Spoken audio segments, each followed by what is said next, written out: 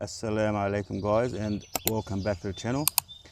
So in this video I'm just gonna give you a run through, a walk through in the fruit forest to show you what's happening in the winter months. We're in June 2025, which is winter in Sydney, Australia. So I'm just going to run you through and show you what's happening in the garden. There's not much apart from citrus. Obviously citrus ripens during the colder months of the year, so that's why I'm a big advocate of citrus, because there's not much happening during the winter months apart from citrus. And there's so many different varieties of citrus to be had, so there's always something new. Okay, so basically this is my Cara orange. It's absolutely loaded. We've been eating from it for a while actually. Still can't keep up. We're juicing some. We're I'm giving some away to friends and family, and still it's hard to deplete the tree. It's just so productive. The fig trees are deep asleep now. They've hit dormancy. So this is my Bourgeois Saint Noir. As you can see, it dropped all its leaves, and it's in deep sleep at the moment.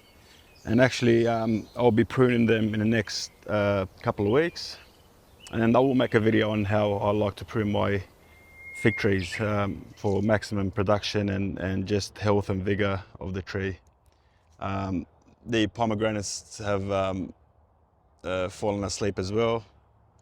Not much happening. The asparagus also is dying out.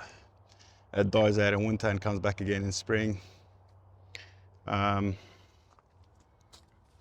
The grapes have all dropped their leaves.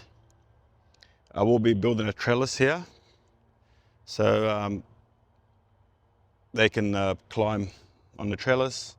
The thornless blackberry is going crazy as expected. It's actually worrying.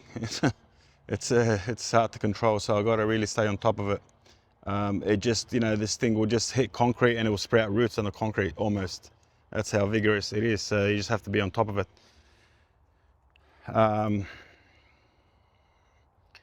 Yep, so the orange there, the pomelos are going hard. They're ripening now. I've got two pomelo trees, Nam Roi,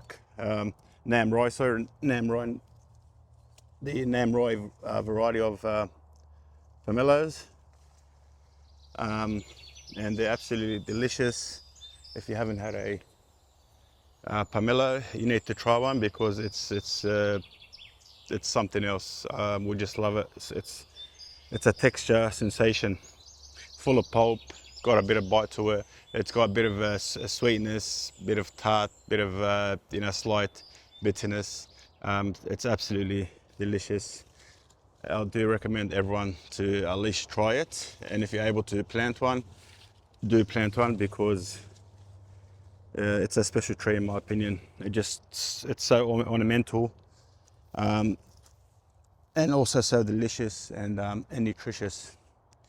The eggplants have had it. Even during winter they're still going actually, but that's pretty much the end of them. They'll probably survive the winter. I might prune it and let it go again in spring. My mandarin, imperial mandarin, is reaching the end of its harvest. It was just loaded, absolutely loaded this year. Every year actually, it never fails me. It's actually one of my favorite mandarin varieties, the imperial. Even though it does contain a few seeds, I don't mind them. I just love the balance of acidity and sweetness in that particular variety. It's not too sweet, not too sour. It's right in the middle. Excellent variety. Yeah, just a batch of chilies and capsicum and things here.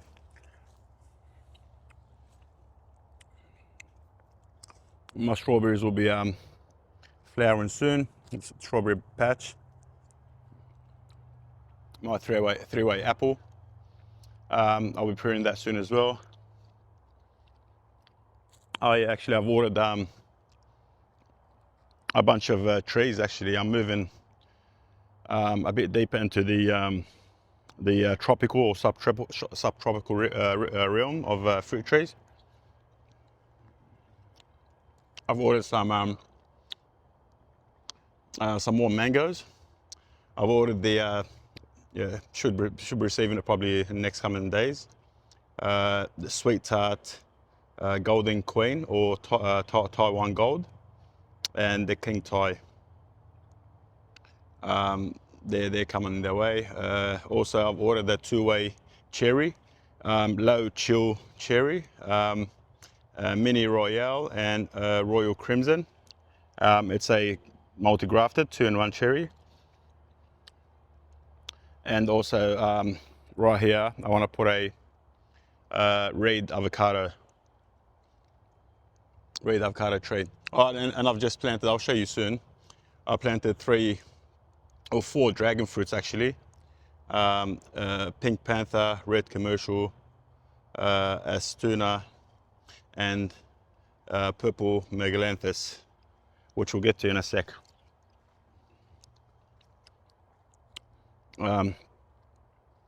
Navelina orange. We'll finish harvesting it actually. There's probably one. It's one of my sweetest navel oranges. Comes in first. It's the earliest to come in to ripen before anything else. I planted my Tenanashi persimmon, astringent persimmon. Planted it in this spot.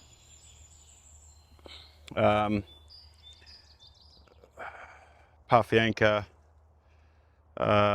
pomegranate. You got the Lebanese pomegranate here. That's the lychee here, which is that's the Erdon Lee, the giant type of lychee. Angeret pomegranate, Sulin San lychee here. That's the seedless, the Australian bred seedless variety there.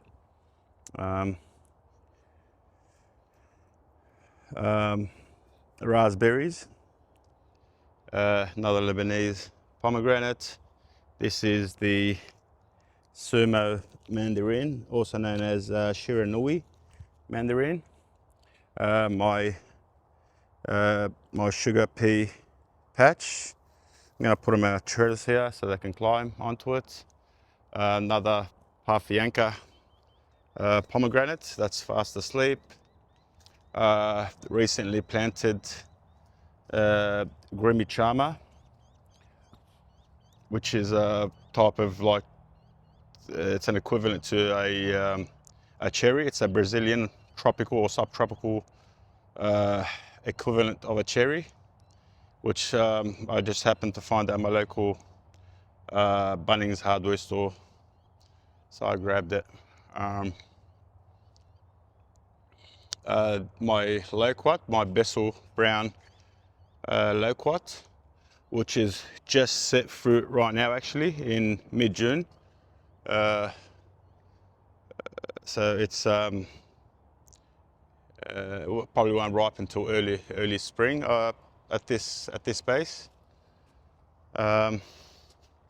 So this is my Osborne prolific fig tree, which I've just grafted 2 scions of black Madeira onto, and they've taken. Grafted them a few months ago actually. So the plan for this tree, the Osborne prolific fig tree, is to top it all off and start grafting different varieties of figs onto. I might leave one branch from the mother tree, from the Osborne prolific, but the rest will be grafted different types of fig trees, such as Havanenka, some Colderdams, Panache, and probably another about 10 different fig varieties onto it. That's the panache fig. As you can see, it's dropped all its clothing and it's fast asleep. I-258 fig, just planted last season. I haven't had a fig from it yet, so I've just planted it a few months ago actually. My doomed black Madeira, that's on death row at the moment. I've sentenced it to death because I've already grafted a couple of from the same tree onto my Osborne prolific. So I've decided to remove this tree. It's about 6 years old or so, and it hasn't gone past 2 feet high. So I'm not happy with it, with the growth of that tree. So that's why I've grafted it. So I'm going to get rid of the main tree. Same with the panache. I'm going to graft it also onto that tree and get rid of the panache as well, just to make more room here, because I do have a cherry moya, newly planted cherry moya tree here. I've got this bag just to protect it. That's just temporarily. That's what I found at home, so I just dropped this black plastic bag on top of it just for protection. This is my extremely productive Foodie persimmon. Was absolutely loaded this year. Literally, the branches could not hold the weight of the fruit. You can see how a lot of the branches have drooped down from the weight of the fruit. So I'll be pruning that soon as well. Just get rid of some of the low, the hanging branches on the bottom, and just to sort of clean it up a little bit, not too much, because I don't want to expose it to the sun too much, but I do want to clean it up. Azerbaijani watermelon has gone to sleep as well. This is my pride and joy, my white Adriatic. You can see how I've trained this particular tree, the white Adriatic. You can see the bare skeleton of the tree now since the leaves have dropped. It looks actually quite artistic, I think, anyway. So I pruned it in a way where I've got access to the tree. I can literally walk right in the center of the tree, no problems, and everything is within reach. Supposed to anyway. Obviously this is new growth, so I will be pruning that down, and I will make a video how I prune it for accessibility and production. But yeah, this is the way I prune them, so I can access them, and it's extremely productive. You can watch some of my previous videos during the fig season. Yeah, could not keep up with this thing.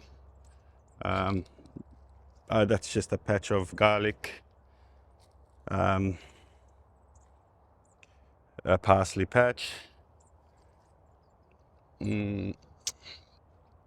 What is this? A Calderona fig, also fast asleep, right next door. So that's the Calderona fig, and right here is the Socorro black fig, also fast asleep. I will prune all those in the next coming weeks.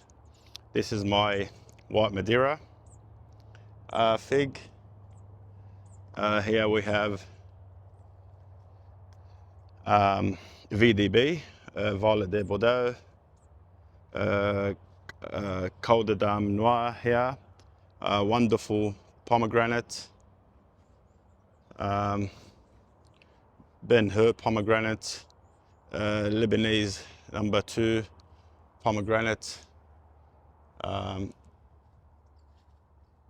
That's my friend Toyo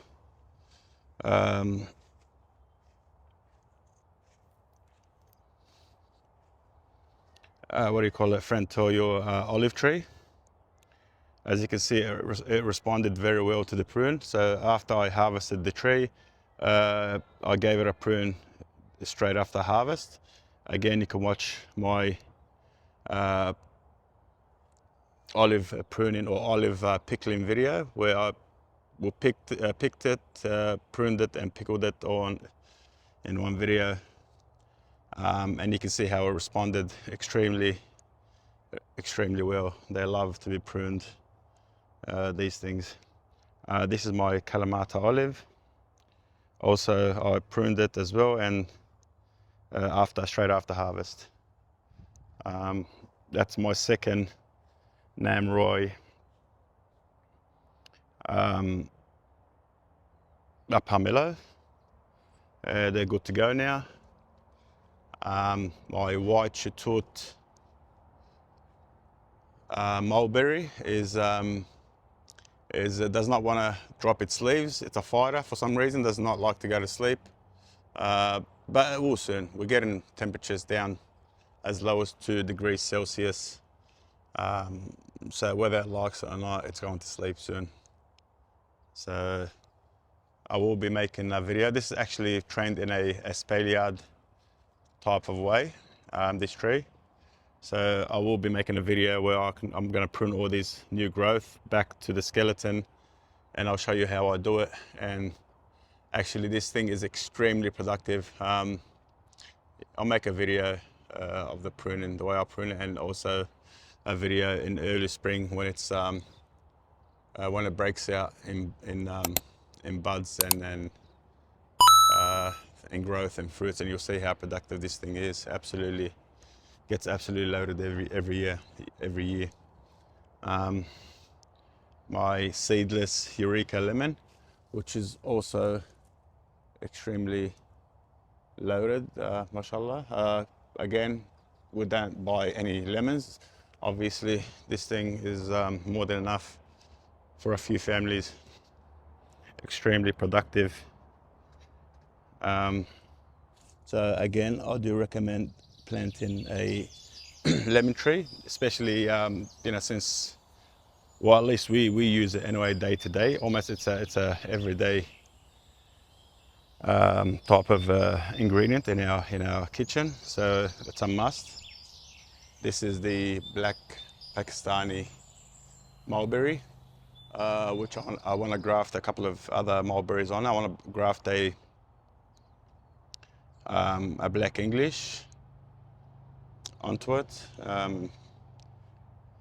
This is my black velvet pomegranate down there. Valencia seedless orange for juicing. This is a combination of radishes, different types of radishes, and coriander, and some carrots even. This is my lemongrass plant. This is the latest project, which literally I just done today, where I planted the new members of the family, the 4 different varieties of dragon fruits. So this used to be sort of my compost. Not really, I don't really compost, but basically every time I cut the grass, I just dump it in there, and I've been doing that for the last 10 years or so or more, and the grass just turned into this beautiful, amazing compost. So literally I planted it straight into the compost. So I think that they will love this. So the way I've done it is I dropped it, because you need something rough so they can climb onto, so they can grab onto.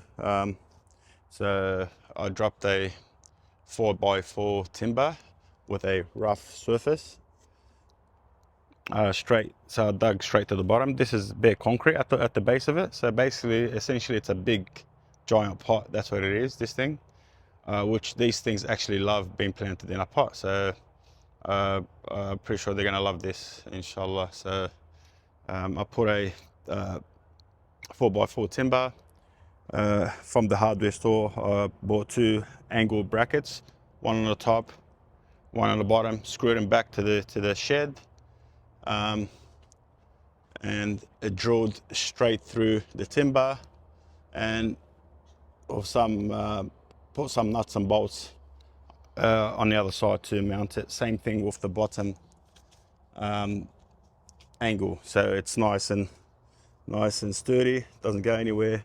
So this is just a little way you can probably apply it yourself as well if you have some sort of a wall and you want to put a trellis or a support for the dragon fruit. You can do a similar thing as well. Doesn't matter what sort of wall it is. Could be concrete, could be just a shed wall, anything like that. Just a couple of angle brackets and a piece of 4x4. It's a very efficient and cheap setup. And you just drill it straight through and you plant the dragon fruit at the base of it and just let them climb up. And when they get to the top, it's going to be probably another year or two. I'm not sure. That's the first time I planted dragon fruit. But when I see it's getting to the top, that's when I start adding more timbers on the top so I can sort of hang over it. But for now, that's plenty of support for it. So you can add to it later on the top. This is my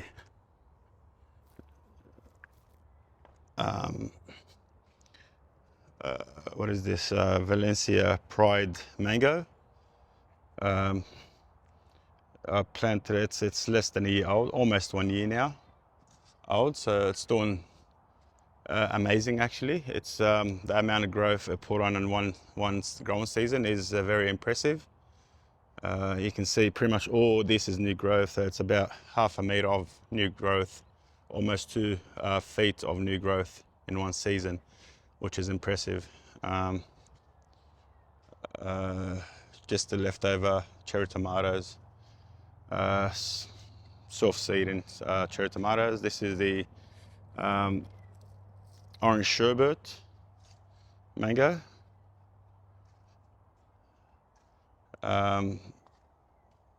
Also, yeah, I did mention that I got 3 more mangoes coming on the way, so I'll see where I'm going to plant them.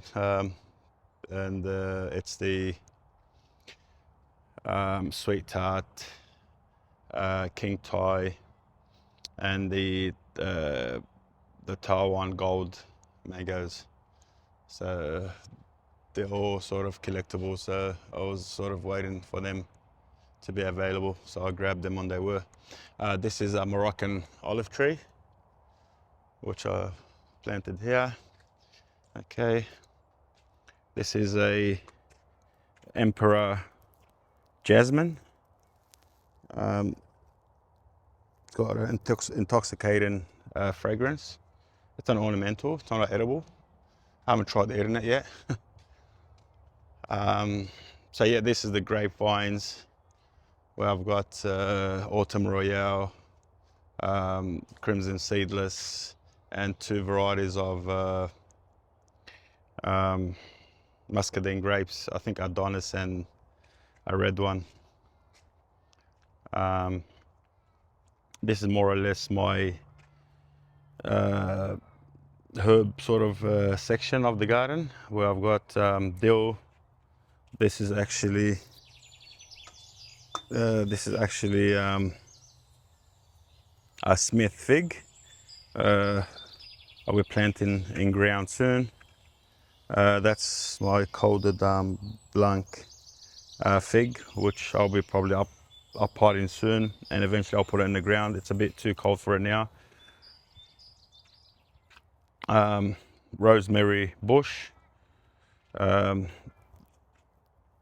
oregano, za'atar, aka za'atar, oregano bush, gardenia, surrounded by strawberries. They're just doing their thing. This is one of 3 different Australian native finger lime. So I've got 1, 2, and 3 different finger limes, different colors. So this is pink ice. I think that's the sunset or sort of orange red variety. That's a pink variety, and I think that's just a lime colored variety. They also call them caviar lime, I believe. This is aloe vera plant. Okay, and now we're off to the front garden, which basically is dominated by ornamentals. There's a couple of edibles, but mostly ornamentals. So I've got my Washington navel, which I've got plants to remove, or at least not remove completely, but I want to sort of graft onto it, different varieties, maybe a blood orange and a couple of other types of citrus.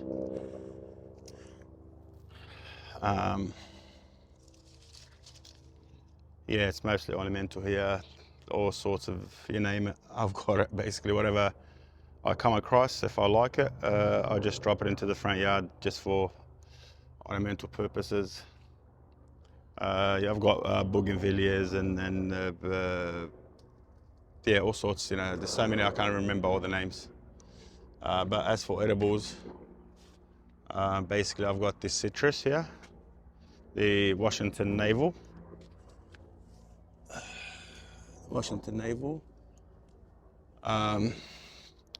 Namdok, my mango, which I planted less than a year ago, and I had one. I kept one mango on it, so I can taste it, and it was absolutely delicious, honey sweet, with a combination of floral flavors. It's basically a combination of honey, rose water, and mango in one. That's the way I would describe it. That's my irrigation setup there.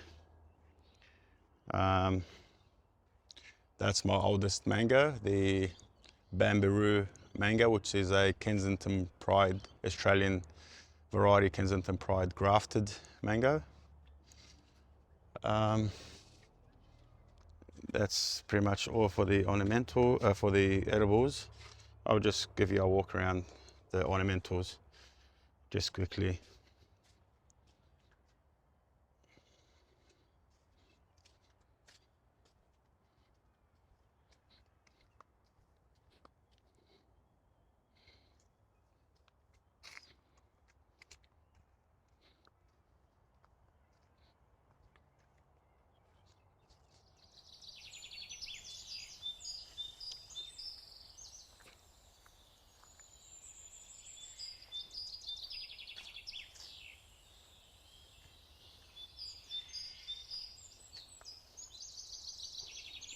And that's the end of the road. So yeah, like I said, it's winter, there's not much happening apart from citrus, but I just thought I'd give you an update on how things are looking. So if you enjoyed the winter sort of walkthrough, give us a like and subscribe if you're not a subscriber. And I'll see you soon in the next video, inshallah.